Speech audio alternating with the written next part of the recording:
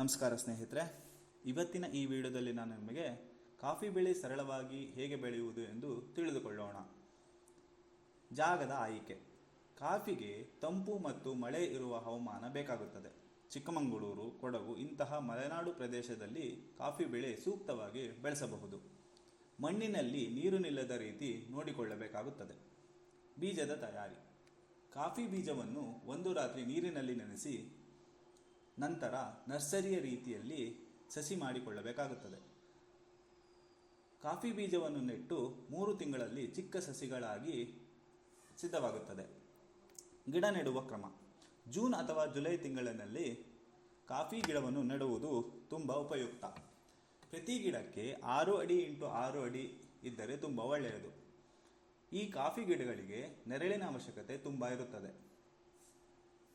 ಆರೈಕೆ. ಸಮಯಕ್ಕೆ ಸರಿಯಾಗಿ ನೀರು ಬಿಡುವುದು, ಹಾಗೆ ಜೈವಿಕ ಗೊಬ್ಬರ ಮತ್ತು ಹಸುವಿನ ಗೊಬ್ಬರ ಬಳಸುವುದು ತುಂಬ ಒಳ್ಳೆಯದು. ಗಿಡ ನೆಟ್ಟು 3 ರಿಂದ 4 ವರ್ಷದಲ್ಲಿ ನಿಮಗೆ ಬೆಳೆ ಸಿಗಲು ಪ್ರಾರಂಭವಾಗುತ್ತದೆ.